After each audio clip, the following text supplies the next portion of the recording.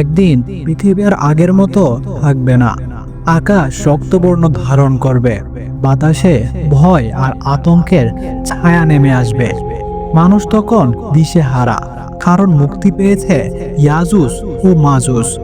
তারা কোনো সাধারণ জাতি নয়, তারা এমন এক শক্তিশালী ও বিধ্বংসী জাতি যাদের আগমনের সাথে সাথে সমস্ত সভ্যতা ধ্বংস হয়ে যাবে।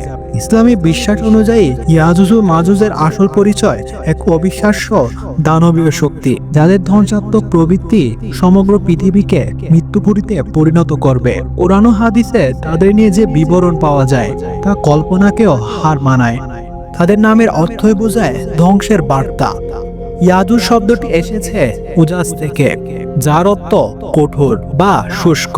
মাজুজ এসেছে আলাজ থেকে, যার অর্থ ভয়ানক গতিতে আক্রমণ। তারা এমন এক জাতি যারা জলোচ্ছ্বাসের মতো পৃথিবীতে ছড়িয়ে পড়বে। তাদের সামনে কোনো বাহিনী টিকতে পারবে না। তারা পৃথিবীতে সবকিছু ধ্বংস করে দিবে। নদী শুকিয়ে যাবে, গাছপালা নিশ্চিহ্ন হবে, মানুষ নির্বিচারে মারা পড়বে। তাদের আসল পরিচয় কি? তারা কোথা থেকে এসেছে? এই প্রশ্নের উত্তর লুকিয়ে আছে এক অতিপ্রাকৃত ইতিহাসের গভীরে। এক সময় এক ন্যায়পরায়ণ রাজা জুলকারনাইন বিশ্ব ভ্রমণে বের হন। তিনি এক জায়গায় এসে দেখেন এক জাতি আতঙ্কে কাঁপছে।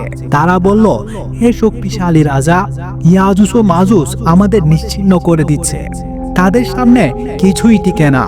আপনি কি আমাদের রক্ষা করতে পারেন? জুলকারনাইন তাদের সহায়তা করতে রাজি হন। তিনি দুটি বিশাল পাহাড়ের মাঝখানে এক অভেদ্য লোহার প্রাচীর নির্মাণ করেন। তিনি বলেন, আমার রব যা দিয়েছেন তাই যথেষ্ট, তোমরা বরং আমাকে সহায়তা করো। আমি এমন এক দেয়াল নির্মাণ করব যা তারা কখনো অতিক্রম করতে পারবে না। তিনি পাহাড়ের মাঝে লোহার বিশাল বিশাল টুকরো বসিয়ে তাতে আগুন ধরিয়ে দেন। গলিত তামা দিলে প্রাচীর আরো শক্তিশালী করে তোলেন। এই প্রাচীরের কারণে ইয়াজুজ ও মাজুজ বিশ্ব থেকে বিচ্ছিন্ন হয়ে যায়। কিন্তু এখন প্রশ্ন হলো, এই বাত কি চিরস্থায়ী? বছর যায়, শতাব্দী পেরিয়ে যায়, কিন্তু একদিন প্রাচীর ক্ষয় হতে শুরু করে। নবী করিম হযরত মুহাম্মদ সাল্লাল্লাহু আলাইহি ওয়াসাল্লাম ভবিষ্যৎবাণী করেছেন যে কিয়ামতের সময় আল্লাহ এই প্রাচীর ধ্বংস করবেন। তখন ইয়াজুজ ও মাজুজ বেরিয়ে আসবে, আর সেদিন পৃথিবীর জন্য হবে চূড়ান্ত ভয়াবহতা।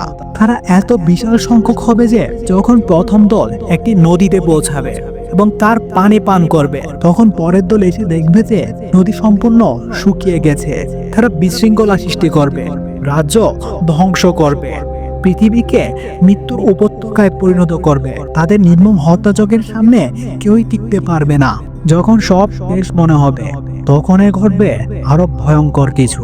তাদের ধ্বংসযজ্ঞ যখন চরমে পৌঁছাবে, তখন আল্লাহ তাদের ধ্বংসের জন্য এক বিশেষ শাস্তি পাঠাবেন। এক রহস্যময় রূপ তাদের শরীরে আক্রমণ করবে। তাদের মাংস পচে যাবে, একে একে তারা মাটিতে লুটিয়ে পড়বে। তাদের দেহে দুর্গন্ধে বাতাস ভারী হয়ে উঠবে। আল্লাহ তখন এক বিশেষ পাখিকে পাঠাবেন, যারা তাদের মৃতদেহ সরিয়ে ফেলবে। এরপর একটানা বৃষ্টি হবে, যা পৃথিবীকে আবার শুদ্ধ করবে। হাদিসে বর্ণিত আছে, ইয়াজুজ মাজুজের ধ্বংসের পর তাদের তীর, ধনুক, অস্ত্র এত বিশাল পরিমাণ পড়ে থাকবে যে মুসলমানরা টানা 7 বছর পর্যন্ত এগুলো জ্বালানি হিসেবে ব্যবহার করতে পারবে। এই বিশাল অস্ত্র ভান্ডারে প্রমাণ করে তারা ছিল এক অপ্রতিরোধ্য বাহিনী। এই কাহিনী আমাদের জন্য একটি অমোঘ শিক্ষা বহন করে। এটি আমাদের মনে করিয়ে দেয় কিয়ামতের আলামত একে একে প্রকাশিত হচ্ছে। পৃথিবীর সব শক্তি সাম্রাজ্য একদিন ধূলিসাৎ হয়ে যাবে। একমাত্র আল্লাহর রহমতই আমাদের রক্ষা করতে পারবে। এখনো সময় আছে। আমাদের উচিত আল্লাহর দিকে ফিরে আসা, ঈমানকে দৃঢ় করা এবং সেই দিনটির জন্য প্রস্তুত থাকা। আল্লাহ আমাদের সবাইকে হেফাজত করুন, আমিন।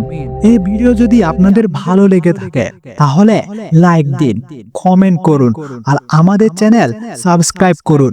পাশে থাকুন, আরো রোমাঞ্চকর ও গুরুত্বপূর্ণ বিষয় নিয়ে আমি আসছি।